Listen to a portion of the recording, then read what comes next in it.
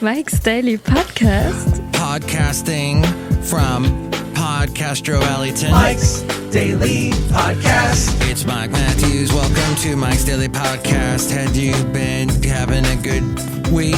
Is there things you'd like to do cheek to cheek like dance? Do you want to dance? Do you want to dance?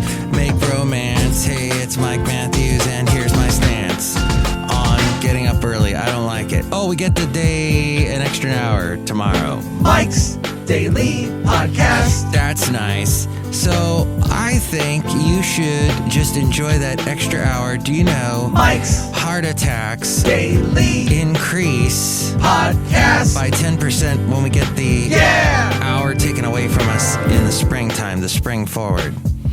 But daylight savings time ends this tonight on the overnight, and we get back an hour. So you get an extra hour of sleep, and apparently heart attacks go down 10% when that happens this time of year. That's a statistic. I don't know where I pulled that out of, but I remember hearing it at one time. Hey, what do you think about texting? People are texting all the time.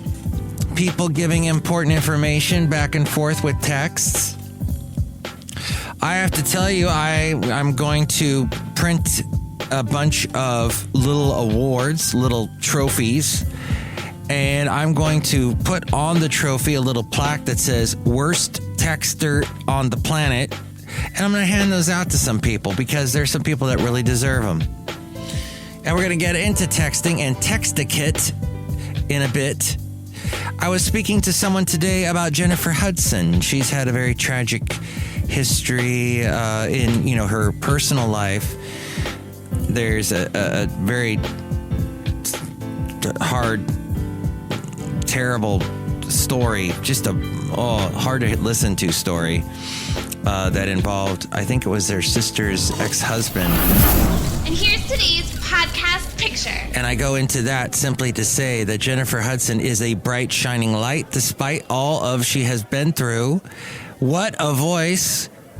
What an incredible personality. And I don't know if I was talking about the James Corden carpool karaoke thingy that he does. And I was saying that the best one I saw was either the Adele or the Sia one or the Paul McCartney one. But now I add to that, or the Stevie Wonder one.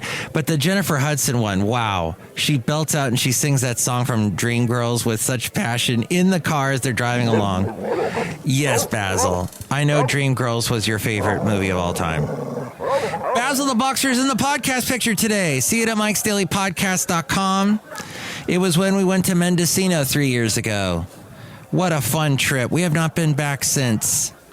Seems like I never can find time to get away. And that's what happens when you're a manager. You're a manager and people go, oh, I'm going to take time off. Bye, Mike. What? Mike, I'm taking time off this time. And it's a combination of a bunch of people doing it that gets you down after a while. Everybody wants the same time off. And it doesn't matter if it's summer or fall or any season, there's always a time people want off. So I actually have someone who helps me with the whole scheduling situation. I think if you're a manager, you need someone to help you with that. So it shouldn't just all fall on you. But let's just say that person is preoccupied lately with all kinds of stuff. And he's taking every Monday off in the month of November. So I don't know if yours truly has all the help he can get, but we'll see. Tuesday, hopefully he'll help me out. Hey, here's the thing, is not talking about well, if you are a manager, you will find you're texting a lot, texting questions to your employees, because that seems to be the main means of communication, especially with younger folk. Speaking of younger folk and older folk, the older ones, old people, young people, Alexandria Ocasio-Cortez said today that people that use the word woke are old. It's not a term young people use. It's an old person's word. And cancel culture, which when you really show yourself to be old, you say canceling culture. but and you call them millennials. Or no, I'm sorry, I said that right. That is the right way to say it. Millenniums. That's what I heard it said. So to show yourself old is to be constantly, as Jon Stewart said, if you are talking a lot about cancel culture, you're talking, if you're against cancel culture, the people that are against cancel culture are talking way too much about cancel culture. It's not that big of a thing. And it just shows that people have a fear of something that they don't know how to grasp. So they just yap about it. Cancel, cancel, cancel. I got kicked off of Twitter. Well, find another platform. There's a bunch out there. May I suggest to you, you go on the internet and find one. What's the internet? Well, so it's not all bad is all I'm saying. But I am saying is that texting is a big thing. So you might find it strange that there is such a thing as texting etiquette for your loved ones. There is. Oh, by the way, see the podcast picture at MikesDailyPodcast.com. There's a lot more, it's a lot more relaxed than texting etiquette for coworkers. The goal of using texting etiquette with your inner circle is all about making sure you're sharing information clearly and avoiding confusion. Texting has become a proxy for phone calls in many ways. That doesn't mean you should use texting as a one-size-fits-all communication channel. Instead, you should deliver big news with phone calls, not texting. Important news, like your best friend's engagement or the death of a beloved uncle, should not be announced via text. If you can't share important news face-to-face, do it via a phone call. That is the least modicum of respect that you have to do it. People deserve the respect. A text, someone beloved died. Hey, did you just hear someone died? In a text is completely disrespectful. It's just, but you know what? I say that, and you know it's true. People text all kinds of horrible, horrible news that should be told over the phone. That's probably why people don't ever answer the phone, is they go, oh, this is going to be bad.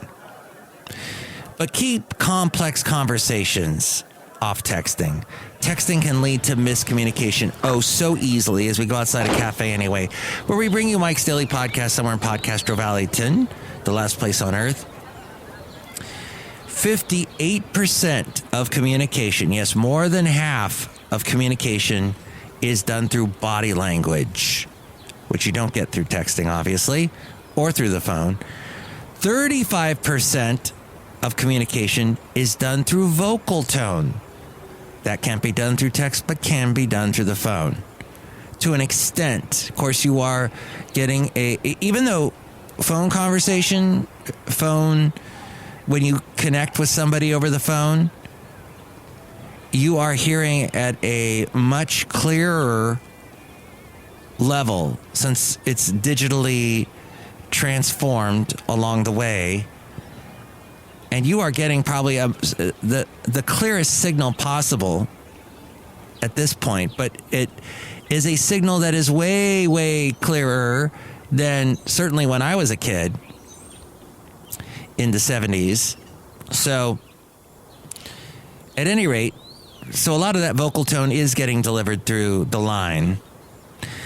And so 35% of communication is through vocal tone. Then a very small 7% through the actual content of what you're saying. Consider moving heated chats to in-person interactions or phone conversations so there aren't any miscommunications. All this typing and texting and Twitter, all the tweeting and the posts, so much is lost in translation, so much lost in communication. Think about your relationship before you text. When you're not face-to-face, you're more likely to say things that you wouldn't say in real life. It's actually got a name. It's called the online disinhibition effect. ODE. OD. Online disinhibition effect. And that is so true. You hear people texting, or that you read the texts and the posts, and people just feel so uninhibited in what they're tweeting and emailing. It's awful. Trolls. The online disinhibition effect. Before you send a combative comment, consider whether you'd say it in real life. Yeah? Say it to my face.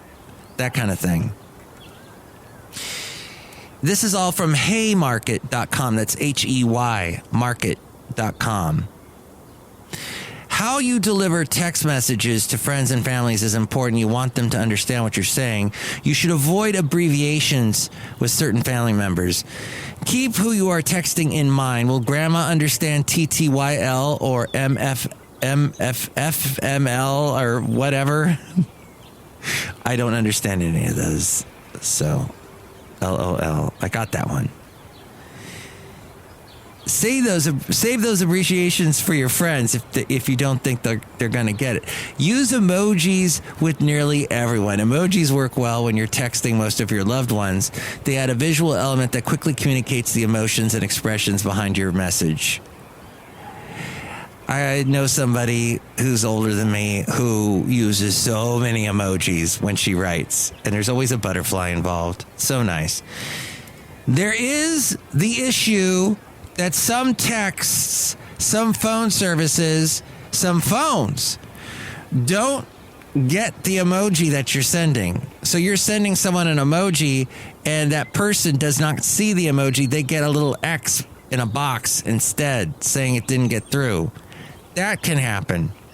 Of course, you don't know unless the person tells you, hey, I don't know what that emoji was. Add GIFs wherever you'd like. GIFs, GIFs, Jiffy peanut butter. Add levity to a conversation with GIFs. And when chosen well, communicate a clear idea or state of mind. Once again, flip phones are not going to be able to get GIFs, most of them. Feel free to use them to spice up any text conversations. Remember that your recipient needs MMS to receive gifts unless you're using a messaging service like Facebook Messenger. Misspell a word or choose to leave off a period in a text to a loved one? That's fine. You're texting people who know you well. There's no need to nitpick every text to them. You know what? It bugs me if you don't put a period at the end of your sentence. That just shows me you don't care. I don't like it. And I'm a curmudgeon, I know. I got a birthday coming up, I know. But just a little bit of respect. Put a period there, dang it. It's appropriate to text your loved ones at the same time of day that you would call them. After all, texts often make notification sounds on their phones. You wouldn't want to disturb them at the odd hours. You wouldn't call your grandmother at midnight, so don't text her at midnight. If you wouldn't call a new friend at 7 in the morning, don't text him at 7 in the morning. There's exceptions to the rule. If you know that your best friend has her phone on silent overnight, you should feel comfortable texting her whenever you'd like, knowing that she's going to see it in the morning. And then there is the response speed in texting. Response time etiquette changes frequently. Right now, the consensus between experts is that you should respond within a day or two. That's how texting is, a day or two. You can take your time. According to this, that with a loved one, not a coworker, not a colleague, but a loved one. If the sender of the text is asking a timely question, you should send a response quickly. Your best friend may be fine with you waiting a few hours to reply, but holding off on responding to someone you started dating may make them worry that you're ghosting them if you're in the middle or, leading them on. If you're in the middle of something, you should hold off on texting. At the end of the day, everyone understands that you're not glued to your phone. So with Coworkers, it's a little different. The consensus between experts is that you should respond within a day or two. That's a little tricky when it comes to texting colleagues. You should not feel pressured to answer coworkers on the weekend. During the week, however, you may want to consider answering texts by the end of the workday. Again, responding to a text after a few days with a quick explanation, especially if you're texting a higher up, is a good best practice. This is from Sophia Honeycutt. She is Haymarket's lead writer, producing everything from articles to ebooks. And there is from haymarket.com. All right. We're outside a cafe anyway, somewhere in Podcaster Valley, to the last place on earth I gotta get really early tomorrow morning to take the feral cat that has been visiting us to a feral cat organization, charity, who is going to have this feral cat fixed. And I'm hoping everything goes okay. I'm a little worried, even though he's a feral cat. He's a nice feral cat, and I don't want anything bad to happen to him. But Mikey's going to get fixed. That's something bad that's going to happen. That's going to be good for the cat community as a whole, even though he won't be whole anymore. But it'll be much better off doing my part for the community. But I'm just hoping everything goes well because he's a sweet cat. And he was in the last podcast picture, not today's podcast picture, obviously. Look who's here. Hello, Michael Master. It's Madame Rootabega. And yes, I love waking up early. Oh, you love waking up early? Yes. Do you have breakfast really early? Yes. Do you have malto meal? No. Yeah, malto meal. I don't know. I forget what that tasted like. That was a big thing for a while. Look who else is here. Hello there, Mike. This is Valentino, the parking attendant. And this is Bison Bentley. Do you know that? Mike, you was talking politics in the last podcast day. Yeah, politics. Do you know that? Well, a little bit. It was, the whole, where do we go? Where do we learn from elections, the last elections?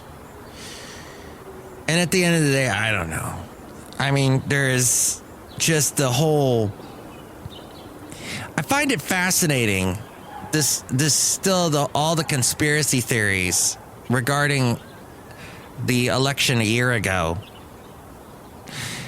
and where the Republicans lost the presidency, yet the Republicans won big time in our election last week, and there's no voter conspiracy. And did you hear any Democrats say, election voter polls conspiracy? Nothing. You heard nothing.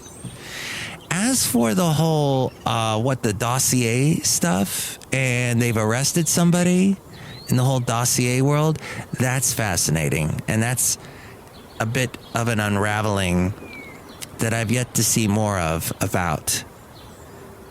But it's interesting that the FBI made this arrest. Yet the FBI is criticized, and much to the joy and the happiness of many conservatives, and to the chagrin of many liberals. But yet, there was a time the FBI was scorned by the Republicans. So I don't know. FBI never makes anybody happy, it seems, except for now. They made the Republicans happy again. They're on the good side. So that's a whole bit of the dossier and talking about the links that Trump had with Russia and all of that. And what was it all falsified? Is there no truth to it at all? We shall see. But right now someone is arrested for lying about the contents of that. That was big in the news. But this is not a political podcast. It's a podcast about trying to do things better in life, make things better for everyone as a whole, and hopefully teaching you a little bit about text-etiquette helped in some way. Next show, it'll be the wonderful Chely Shoehart, Floyd the Floorman, and John Deere the engineer. I know I put the comedy the comedy thing on this podcast. I know I'm not a comedian. I hate brick walls. I hate as a whole, brick walls are wonderful. They keep our houses up and buildings. But standing in front of a brick wall with a microphone in my hand does not make any sense to me. I don't want to do that. Does not sound like fun. However, I did find it interesting. My lovely lady friend, who got me watching all the James Corden videos, and then also she did the whole thing where today she's watching jump cuts, quick edits of all of these performances of the national anthem by famous pop females, of course, including Whitney Houston. There was Faith Hill in there, Ariana Grande, and the whole thing. It didn't have the whole song. It just had the one parts. It was interesting to me, the two parts that it stuck to. The one was that part in the middle of the song, and the rocket's red glare, the bombs bursting in air, and then it jumps to, and the land of the free, and then some people go, and the land of the free, and they take it a notch higher, and some people just go crazy with it, and the land of the free, pew pew pew pew pew pew pew, lasers, pew, and it just jump cutted those two parts in the performances of several pop singers. And basically what you come away from that is everybody's just trying to imitate Whitney Houston and how she did the national anthem. So there's really no, ever since she did it, a friend of mine said this to me. He goes, they might as well just play the Whitney Houston version, just play it off of a recorder, off of the CD, and never have anybody sing the national anthem again, because nobody could match her after that. They try, they imitate her, they try to one-up her, but, you know, what can you do? There's the original, and then there's everything else. Well, thank you so much for listening to the show, and wish me luck with the thing I'm doing for the cat community, and then we'll meet here again soon. How about that? That sounds good for me. For you, I don't know. Could get a lukewarm response from you on this. Lukewarm? Luke the Worm? Mike's Daily Podcast is written and produced and performed by Mike Matthews. His podcast is super easy to find. Download or listen to his show and read his blog at MikesDailyPodcast.com. Email Mike now at MikesDailyPodcast@gmail.com. See you tomorrow. Bye!